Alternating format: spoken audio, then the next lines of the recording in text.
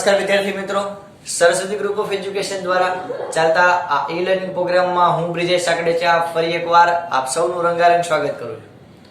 આપણે ધોરણ 10 ની અંદર વિજ્ઞાન વિષયની અંદર ચેપ્ટર નંબર 1 નો અભ્યાસ કરતા હતા, રાસાયણિક પ્રક્રિયાઓ અને સમીકરણ, કે જેમાં આપણે મસ્ત મજાના તત્વો વિશે ને અમુક પ્રક્રિયાઓ હોય એના વિશે આપણે અભ્યાસ કરેલ. આપણે અત્યાર સુધીની અંદર આપણો જે કરંટ ટોપિક ચાલુ છે રાસાયણિક વિવિધ પ્રક્રિયાઓ, એમાં આપણે સંયોગીકરણની પ્રક્રિયાઓ વિશે અભ્યાસ કરેલો આગલા લેક્ચરની અંદર. ત્યારબાદ આપણે વિઘટનની ઘટનાનો અભ્યાસ કરેલો કે જે એકબીજાના વિરોધી જેવું કામ કરે. યાદ રાખવા માટે કહું છું, સંયોગીકરણ એટલે તો કે ભાઈ જ્યારે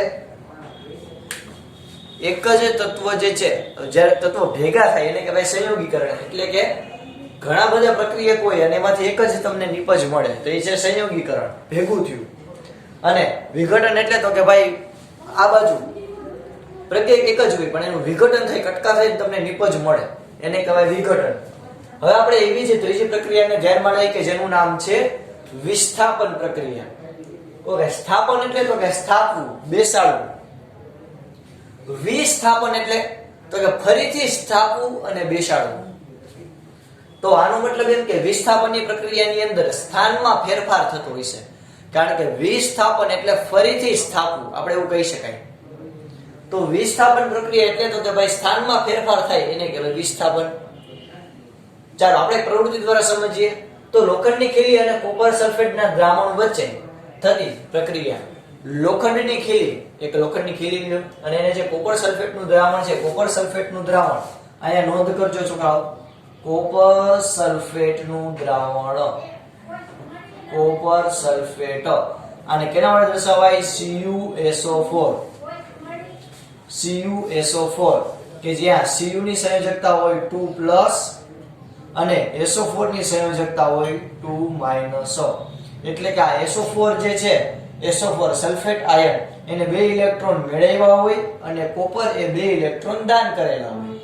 તો આ CuSO4 આને ગુજરાતીની અંદર એટલે કે આપણા લોકલ લેંગ્વેજ ની અંદર આને કહેવાય મોરથુથુનું દ્રાવણ. થુથુ આ છે મોરથુથુનું દ્રાવણ. તો કોપર સલ્ફેટનું દ્રાવણ કે જેને મોરથુથુના દ્રાવણ વડે પણ ઓળખાય, તો તમને એક્ઝામમાં પ્રશ્ન પૂછાઈ શકે કે લોખંડની ખીલીને મોરથુથુના દ્રાવણમાં નાખતા થતી પ્રક્રિયા કઈ છે? સંયોગીકરણ, વિઘટન, વિસ્થાપન કે યોગશીલ? એવા 4 ઓપ્શન અલગ આપી દી તો કાંઈ મૂંઝાવાની જરૂર નથી, આવશે જવાબ વિસ્થાપન. ચાલો તો આપણે લોખંડની ખીલી અને કોપર સલ્ફેટના દ્રાવણ વચ્ચે થતી પ્રક્રિયા વિશેનો અભ્યાસ કરીએ. તો જ્યારે લોખંડની ખીલીને કોપર સલ્ફેટના દ્રાવણમાં ડુબાડવામાં આવે તો શું પ્રક્રિયા થાય? તો કે ભાઈ તમે જેવી પ્રક્રિયા જોશો એટલે તમને ખ્યાલ આવશે કે લોખંડની ખીલી છે એની અંદર કોપર જમા થાય, એટલે કે ઉપર કોપરનું પડ લાગી જાય અને જે દ્રાવણ જે છે એ લીલા કલરનું દ્રાવણ થઈ જાય, પોપટી જેવા કલરનું, લીલા કલરનું જેવું કહી શકાય, આછા લીલા કલરનું. તો આ પ્રક્રિયામાં લોખંડની ખીલી કથ્થાઈ રંગની થાય, કથ્થાઈ રંગની, ભૂરા કલરની થઈ જાય, સોરી કથ્થાઈ રંગની થઈ જાય. જ્યારે CuSO4 નો રંગ ભૂરો, ભૂરો એટલે આછો વાદળી. યાદ રાખજો છોકરાઓ, ભૂરો એટલે કેવો? આછો વાદળી. તો આછા વાદળી કલરમાંથી લીલા કલરનું દ્રાવણ થઈ જાય છે. તો આ પ્રવૃત્તિમાંથી તમને હેતુલક્ષી પ્રશ્ન પૂછાઈ શકે તો આપણે યાદ રાખવા પડે. હું તમને પ્રક્રિયા જે છે આપણે વિડીયો દ્વારા મસ્ત મજાનો અભ્યાસ કરી ચૂક્યા છીએ. તો CuSO4 નો રંગ ભૂરામાંથી લીલો થાય એ આપણે જોયું વિડીયો દ્વારા. કથ્થાઈ રંગની આ લોખંડની ખીલી થશે એ પણ આપણે જોયું. તો આમાં પ્રક્રિયા કઈ રીતે થશે? તો કે ભાઈ આપણી પાસે એક તો લોખંડની ખીલી હતી, સોલિડ ફોર્મમાં લોખંડ હોય, ઘન અવસ્થામાં જોઈ તો લોખંડની ખીલી પ્લસ CuSO4 નું એટલે કે કોપર સલ્ફેટનું એટલે કે મોરથુથુનું દ્રાવણ હતું લિક્વિડ ફોર્મમાં, એક્વિયસ ફોર્મમાં જેને કહી શકાય. તો આના દ્વારા શું પ્રક્રિયા થશે વિદ્યાર્થી મિત્રો? તો જો આમાં કેને જેવું આપણે યાદ રાખવાનું, તો કે આ જે છે એ ધન આયન તરીકે કામ કરતું હોય, આ ધન આયન તરીકે કામ કરે, આ ઋણ આયન તરીકે કામ કરે. આપણો કેમિસ્ટ્રીનો નિયમ શું છે? તો કે આ પોઝિટિવ છે એ પાડોશીના નેગેટિવમાં સેટિંગ કરવાનું ઈચ્છા ધરાવે છે, એટલે કે એમાં એ કહી શકાય કે પ્રક્રિયા કરવાનું વલણ ધરાવે છે, આકર્ષણ અનુભવે છે. તો Fe એ આની સાથે પ્રક્રિયા કરશે તો શું થશે? થશે FeSO4. FeSO4 તો હવે આમાં વધ્યું શું તો કે ભાઈ કોપર વાંઢો થઈ ગયો, આ બેને પ્રેમ હતો, આ બે લગન કરી લીધા, આ થઈ ગયો વાંઢો પાછો. તો FeSO4 પ્લસ Cu નું દ્રાવણ થાય કે જ્યાં FeSO4 જે છે એ તમને એક્વિયસ ફોર્મ ની અંદર મળશે અને આ તમને સોલિડ ફોર્મ માં મળશે.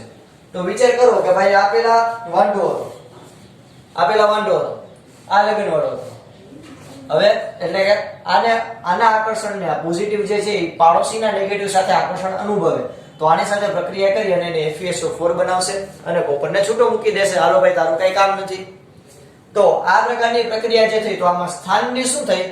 અદલા બદલી થઈ, સ્થાનની અદલા બદલી થઈ ગઈ. આયા પોઝિટિવ જે આયન હતો એની જગ્યાએ પ્રક્રિયા થઈ તો જો આયા આયાનું સ્થાન લઈ લીધું, આયાનું સસુરા સ્થાન લઈ લીધું, આયાની ખુરશી લઈ લીધી કે ભાઈ તારી જગ્યા તો એક દી હું લઈને જ રહીશ, કસમ છે મને. તો આયાની જગ્યા લઈ લીધી એટલે આયાનું જગ્યા લઈ લીધી એટલે આનું વિસ્થાપન કર્યું અને દૂર કરી નાખ્યું. તો જે રાસાયણિક પ્રક્રિયામાં વધુ ક્રિયાશીલ તત્વો, આ વધુ ક્રિયાશીલ તત્વો કોપર કરતા ફેરસ જે છે એ વધુ ક્રિયાશીલ એટલે તો કે ભાઈ વધારે સારી રીતે અને વધારે ઝડપથી પ્રક્રિયા કરતું તત્વ છે. તો જે રાસાયણિક પ્રક્રિયામાં વધુ ક્રિયાશીલ તત્વ એટલે કે તાકાતવાળું તત્વ એ ઓછા ક્રિયાશીલ તત્વોને તેના દ્રાવણમાંથી દૂર કરી દે. આ વધુ ક્રિયાશીલ તત્વો એ ઓછા ક્રિયાશીલ તત્વોને તેના દ્રાવણમાંથી દૂર કરી દે, ઘરમાં ઘૂસીને મારે. આ વિસ્થાપન પ્રક્રિયાને કેમ યાદ રાખશે? ઘરમાં ઘૂસીને મારે. એટલે કે જે વધુ ક્રિયાશીલ તત્વ, આ વધુ ક્રિયાશીલ તત્વ છે,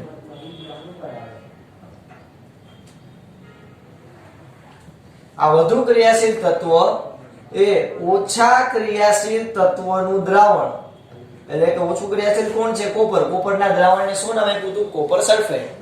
તો વધુ ક્રિયાશીલ તત્વ એ ઓછા ક્રિયાશીલ તત્વને તેના દ્રાવણમાંથી દૂર કરે, ઘરમાં ઘૂસીને મારે, તેના દ્રાવણમાંથી તેને દૂર કરે તો એ પ્રક્રિયાને શું કહેવાય? વિસ્થાપન પ્રક્રિયા. હજી એકવાર વિદ્યાર્થી મિત્રો મારી સાથે બોલજો. જે રાસાયણિક પ્રક્રિયામાં વધુ ક્રિયાશીલ તત્વ એ ઓછા ક્રિયાશીલ તત્વને તેના દ્રાવણમાંથી દૂર કરી દે એને કહેવાય વિસ્થાપનની પ્રક્રિયા. આવડી જાય બધાયને? ચાલો આપણે અમુક એક્ઝામ્પલ લીધા છે, આપણે અમુક એક્ઝામ્પલ જોઈએ. પણ એ પહેલા તમને આ નોટ ક્લિયર કરાવી દઉં કે Zn, Pb અને Fe. Zn એટલે ઝિંક, Pb એટલે લેડ, Fe એટલે લોખંડ.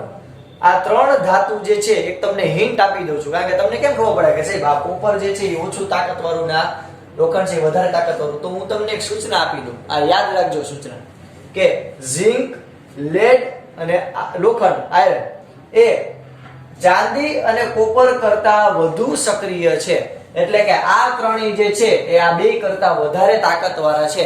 તો વધારે તાકાતવાળા હોય હંમેશા એ નાના વિચારા, નાના રૂડા રણિયામણા જે ઘોડા લાગતા હોય એવા બધા જે ઓછા તાકાતવાળા તત્વોને બળજબરીથી દૂર કરી શકે. એટલે આ Zn, લેડ એટલે કે ઝિંક, લેડ અને લોખંડ એ ચાંદી અને કોપર કરતા વધુ સક્રિય તત્વો છે. આ યાદ રાખજો વિદ્યાર્થી મિત્રો. ચાલો આપણે એક એક્ઝામ્પલ લઈએ અલગ અલગ. તો અહીંયા આપણે કીધું છે ZnAgNO3. ZnAgNO3. Zn એટલે ઝિંક, AgNO3 એટલે સિલ્વર નાઇટ્રેટ, ચાંદીનો નાઇટ્રેટ, સિલ્વર નાઇટ્રેટ આને કહેવાય. તો આમાં તમે જ મને કહો કે Zn જે છે ઝિંક એ ચાંદી કરતા વધારે તાકાતવાળું છે કે ઓછા તાકાતવાળું? જોવો જે આ સૂચનામાં તો કે ઝિંક છે એ ચાંદી કરતા વધારે તાકાતવાળું છે. ઓછા તાકાતવાળું હોત તો પ્રક્રિયા જ ન થાય. તો આ ઝિંકની તાકાત વધારે છે. અહીંયા આવ્યો ભાઈ મારે તારું નાઇટ્રેટ જોઈએ, ચાંદી કે ભાઈ હું મારું નાઇટ્રેટ ન આપું. તો આ એ બળજબરીથી પ્રક્રિયા કરી અને યાદ રાખવા માટે હું સમજાવું છું, બળજબરીથી પ્રક્રિયા કરી અને Ag ને દૂર કરી નાખો અને પોતે ત્યાં બેસી જાય. તો Zn જે છે, Zn ની સંયોજકતા કેટલી?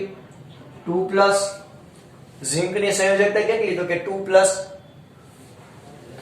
AgNO3 ની વાત કરીએ, AgNO3 તો આ Ag જે છે એ એક આયન ધરાવે, આ પણ એક આયન સોરી એક નેગેટિવ આયન ધરાવે, બરોબર. તો આ પ્રક્રિયાની અંદર કેવી પ્રક્રિયા થશે તમે વિચારો છો AgNO3 Ag પ્લસ છે ચાલો કરો છો ફટાફટ બધા જાતે કરો અને NO3 ઓકે તો જો આ ઝિંક જે છે એને આની સાથે ભાઈ અને આ નાઇટ્રેટ જોતું છે આનું આકર્ષણ અનુભવે છે તો આ 2+ છે અહીંયા તો NO3 એક જ છે તો અહીંયા પણ મારે શું કરવું પડે બે નેગેટિવ આયન જોઈ કે ન જોઈ તો બીજો ક્યાંથી આવશે તો કે મારે નાઇટ્રેટ કેટલા લેવા પડશે 2 લેવા પડશે તો મારે નાઇટ્રેટ 2 લેવા હોય તો હું આખા પદને મારે 2 વડે ગુણવું પડે તો અહીંયા નાઇટ્રેટ આયન કેટલો થયો 2 તો અહીંયા આપણે સંતુલિત કરવા માટે લખવું પડે 2 શું કામ 2 થી ખબર પડી કારણ કે અહીંયા ઝિંકની સંયોજકતા છે +2 એટલે હવે શું થશે તો કે આ 2+ છે આ 2+ છે અને આ 2- છે આપણે 2 વડે ગુણ્યા પછી એટલે થશે શું તો કે આ 2+ અને આ 2- બંને જોડાઈ જશે ZnNO3 + 2Ag + 2Ag પણ ZnNO3 જોવો જોઈએ હજી સંતુલિત છે કારણ કે અહીંયા બે નાઇટ્રેટ આયન છે અહીંયા એક જ છે તો આપણે શું કરવું પડે વિદ્યાર્થી મિત્રો twice zinc nitrate ZnNO3 twice plus 2Ag Ag OG log સુનો G તો અહીંયા આપણે આ ઝિંક જે છે એને ઈ વધારે સક્રિય હતું એટલે આ Ag ને દૂર કરી અને પોતે ત્યાં બેહી ગયો એટલે કે નાઇટ્રેટ ને હડપી લીધો એની પાસેથી તો આ વિસ્થાપનની પ્રક્રિયા થઈ ચાલો હજી એક એક્ઝામ્પલ જોઈએ Zn + CuSO4 એટલે કે ઝિંક ને આપણે કોપર સલ્ફેટના દ્રાવણમાં મૂકીએ તો પહેલા આ કન્ડિશન આપણે વાંચીએ કે ઝિંક એ કોપર કરતા વધુ સક્રિય છે તો કે હા વધારે તાકાતવાળું છે તો શું થશે તો કે આ 2+ સંયોજકતા ધરાવે છે આ 2- સંયોજકતા ધરાવે આ 2+ અને આ 2- સંયોજકતા ધરાવે તો આનું આકર્ષણ અનુભવશે અને શું બની જશે ZnSO4 + Cu કોપર સોલિડ ફોર્મમાં આ aqueous ફોર્મમાં આ aqueous ફોર્મમાં અને આ સોલિડ ફોર્મ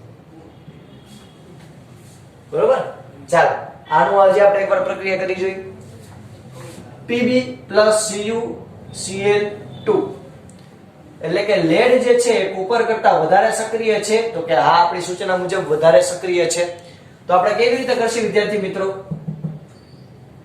પુદરી ગદી આની પ્રક્રિયા કઈ રીતે થશે વિદ્યાર્થી મિત્રો તો કે ભાઈ આ સંયોજકતા 2+ ધરાવે છે આ પણ 2+ ધરાવે છે આ 2- ધરાવે છે તો આ આની સાથે સંયોજાશે અને શું બનશે PbCl2 + C કોપર આ સોલિડ ફોર્મમાં આ aqueous ફોર્મમાં એટલે કે દ્રાવણ હશે અને આ સોલિડ ફોર્મમાં અહીંયા પણ આપણે લખી નાખીએ આ સોલિડ આ aqueous અને આ આવશે સોલિડ ચાલો ક્લિયર છે બધાને વિસ્થાપનની પ્રક્રિયા જે રાસાયણિક પ્રક્રિયામાં વધુ ક્રિયાશીલ તત્વ એ ઓછા ક્રિયાશીલ તત્વને તેના દ્રાવણમાંથી દૂર કરી નાખે ઘરમાં ઘૂસીને મારે એને કહેવાય વિસ્થાપનની પ્રક્રિયા બરોબર વિદ્યાર્થી મિત્રો ચાલો ફટાફટ તમારા રંગબેરંગી પેનની મદદથી આ બુકની અંદર આવી જ રીતે પોઈન્ટ પાડી અને વિસ્થાપનની પ્રક્રિયા લખી લ્યો આપણને 2 માર્કમાં પૂછાઈ શકે કે વિસ્થાપનની પ્રક્રિયા સમજાવો ચાલો ફટાફટ લખી લેજો વિદ્યાર્થી મિત્રો ચાલો હવે આપણે જોઈએ દ્વિવિસ્થાપનની પ્રક્રિયા તો પહેલા આપણે વિસ્થાપન ભણ્યું કે જેની અંદર આપણે જોયું તો કે ભાઈ કોઈ વધુ ક્રિયાશીલ તત્વ એ ઓછા ક્રિયાશીલ તત્વને તેના દ્રાવણમાંથી દૂર કરી દે ઘરમાં ઘૂસીને મારે સસુરા તો હવે આપણે ભણશી દ્વિવિસ્થાપનની પ્રક્રિયા હવે દ્વિ એટલે 2 વિસ્થાપન તો આપણને ખબર જ છે એટલે કે 2 વિસ્થાપન થાય અત્યાર સુધી આપણે જોયું કે એક જ વિસ્થાપન થતું હતું કે આપણે ફોર એક્ઝામ્પલ જૂનું ઉદાહરણ લઈએ આપણે હમણાં જોયું હતું કે Fe + CuSO4 આમાં કઈ પ્રક્રિયા થતી હતી તો કે આવડાએ આનું સ્થાન લીધું એટલે શું થતું હતું FeSO4 + C એટલે એક વિસ્થાપન થયું એટલે કે આ લોખંડે આની બધી જાયદાદ લઈ દીધી બધું કહી શકે કે આની પ્રોપર્ટી લઈ લીધી SO4 અને આને નવરો કરી દીધો કોપર પણ એના કરતા એવું થાય તો કે આ લોખંડે આ કોપરની પ્રોપર્ટી લીધી, તો કોપર છે એ લોખંડની પ્રોપર્ટી લઈ અહીંયા કઈ હોય તો આને શું કહેવાય? આ એક વિસ્થાપન, આ બીજું વિસ્થાપન. એટલે કે હામું વટક વાયરું, સામે દુશ્મનાવટ લઈ લીધો, બદલો લઈ લીધો કે લોખંડે આની જાયદાદ લઈ લીધી, આની પ્રોપર્ટી લઈ લીધી, તો સામે કોપરે લોખંડની પ્રોપર્ટી લઈ લીધી. હાલો ભાઈ ઉલટ થઈ ગયું. એટલે કે બે વિસ્થાપન થાય કોઈ રાસાયણિક પ્રક્રિયામાં એને કહેવાય દ્વિવિસ્થાપન. અથવા તો બુક મુજબ જોઈએ તો જે રાસાયણિક પ્રક્રિયામાં બે પ્રક્રિયકો વચ્ચે આયનોની આપલે થતી હોય, બે પ્રક્રિયકો વચ્ચે આયનોની આપલે થતી હોય તો એને કહેવાય દ્વિવિસ્થાપન. ઉદાહરણ દ્વારા સમજાવો વિદ્યાર્થી મિત્રો, વધારે ક્લિયર તમને મજા આવશે. આ એક વિસ્થાપનની ઘટના તમે સમજી ગયા, બરોબર? જો દ્વિવિસ્થાપન કોને કહેવાય જોજો છોકરાઓ, તો કે ઉદાહરણ લો. ફોર એક્ઝામ્પલ આપણે દ્વિવિસ્થાપનની પ્રક્રિયા માટે એક પ્રવૃત્તિ જોઈએ કે જેની અંદર આપણે લઈએ સોડિયમ સલ્ફેટ.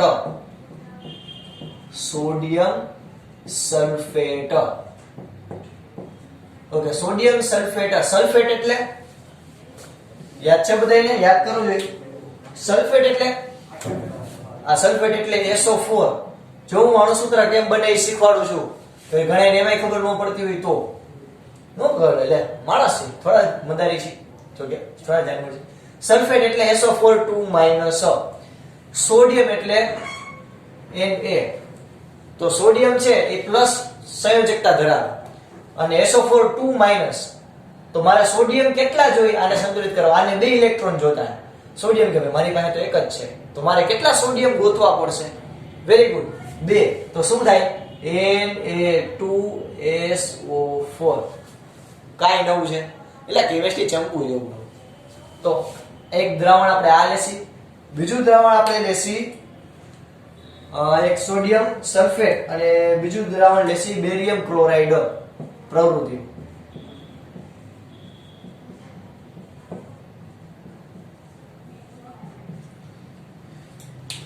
ઓકે. ક્લોરાઇડ એટલે કે એમાં આવશે ક્લોરીન સંયોજન, એટલે ક્લોરીન એટલે Cl-. બેરિયમ એટલે કે 12. અરે યાર, હાઇડ્રોજન, હિલિયમ, લિથિયમ ને બેરિલિયમ. બેરિલિયમ એટલે 2 એટલે 2+. એટલે એ 2 ઇલેક્ટ્રોન ગુમાવે છે કે આ મારી પાસે 2 ઇલેક્ટ્રોન પડ્યા, ભાઈ 2 ઇલેક્ટ્રોન લેતા જાઓ, ગમે એને દાન કરી દો. ક્લોરીન કે સાહેબ મારે 1 ઇલેક્ટ્રોન છે મારી લેવાની ક્ષમતા. તારા ભાઈને બોલાવતો હોય કે શું કામ મૂંઝાઈ ગયો? અહીંયા 2 Cl કરી નાખ એટલે થઈ 2- 2+. એટલે બેરિયમ ક્લોરાઇડ નું સૂત્ર Ba. Cl કેટલા જોયા? તો કે 2 ક્લોરીન જોયા એટલે લખી Cl2. BaCl2.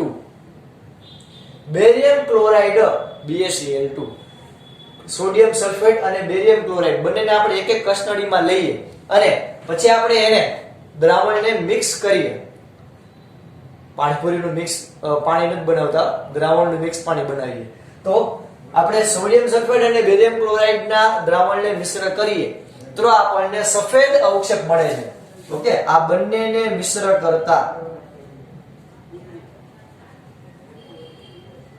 અથવા તો આપણે વધુ પ્રોપર લખીએ વિદ્યાર્થી મિત્રો,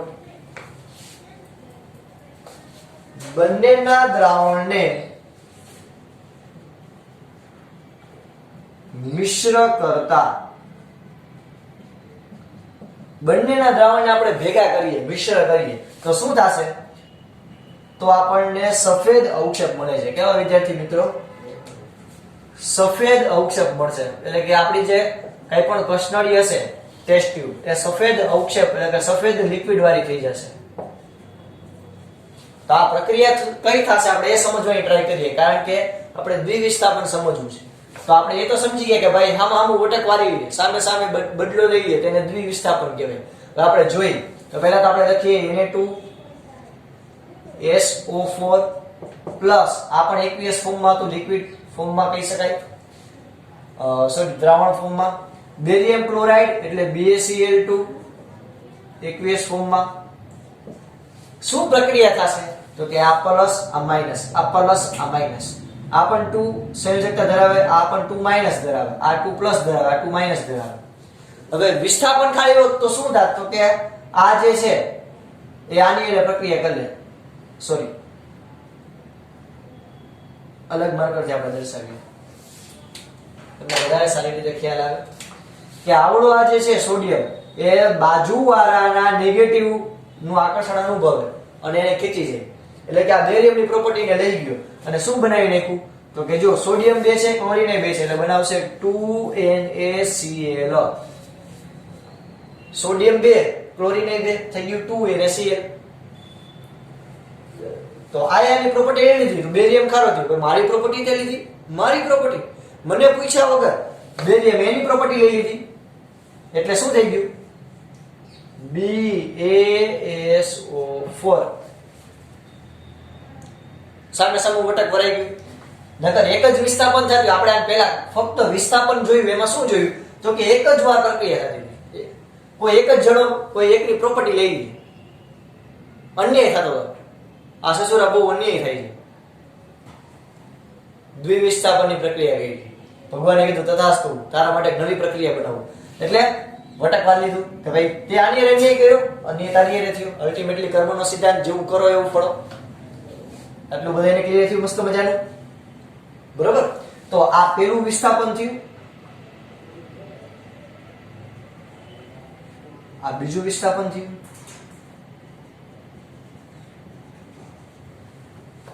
આ પેલું વિસ્થાપન આ બીજું વિસ્થાપન 2NaCl + BaSO4 થઈ ગઈ મસ્ત મજાની પ્રક્રિયા તો દ્વિવિસ્થાપન સમજાણું કે કોઈ એક જે રાસાયણિક પ્રક્રિયામાં બે પ્રક્રિયકો વચ્ચે આયનોની આપલે થઈ આ એક પોતાનો પોઝિટિવ આને છે બીજા પ્રક્રિયકનું નેગેટિવ આયન લઈ લીધો બીજા પ્રક્રિયકે આનો નેગેટિવ આયન લઈ લીધો એટલે આયનોની આપલે થઈ એટલે આ પ્રક્રિયાને કહેવાય દ્વિવિસ્થાપન પ્રક્રિયા હવે તમે ધ્યાનથી જુઓ મેં તમને કીધું કે આ પ્રક્રિયામાં તમને સફેદ અવક્ષેપ મળે તો અહીંયા બીજી પ્રક્રિયા પણ સમજીએ અવક્ષેપન કેને કહેવાય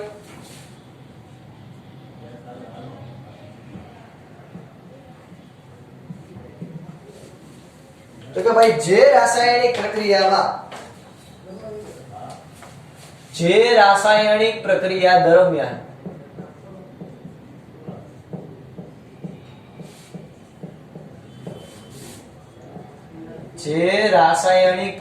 દરમિયાન અવક્ષેપ અદ્રાવ્ય અવક્ષેપ માફ કરશો અદ્રાવ્ય અવક્ષેપ અદ્રાવ્ય એટલે તો કે કોઈમાં દ્રાવ્ય ન થાય કોઈમાં ભળે નહીં અમુક કોઈમાં ભળતા જ ન હોય અદ્રાવ્ય અવક્ષેપ ઉત્પન્ન થાય તેને શું કહેવાય અવક્ષેપન શું કહેવાય અવક્ષેપન આ પ્રક્રિયા જોઈ લો અવક્ષેપનના ઉદાહરણમાં કે તમને પ્રક્રિયા દરમિયાન અદ્રાવ્ય અવક્ષેપ સફેદ અવક્ષેપ મળ્યા બરોબર બીજી પ્રક્રિયા બીજું ઉદાહરણ પણ તમને આમાં આપી શકું AgNO3